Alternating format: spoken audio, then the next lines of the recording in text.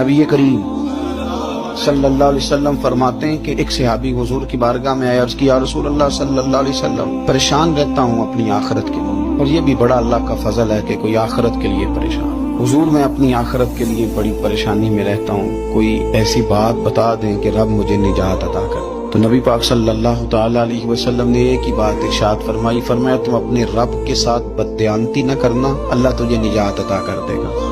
عرض کی یا رسول اللہ صلی اللہ علیہ وسلم اللہ کے ساتھ بددیانتی اور خیانت کیا ہے؟ لوگوں کے ساتھ تو معاملہ سمجھ میں آتا ہے کہ کسی نے کوئی رقم رکھوائی، کوئی ڈیوٹی دی، کوئی ذمہ لگایا، پورا نہ کیا تو بددیانتی ہو۔ اللہ کے ساتھ بددیانتی کا معنی کیا ہے؟ نبی پاک صلی اللہ علیہ وسلم فرمانے لگے وہ کام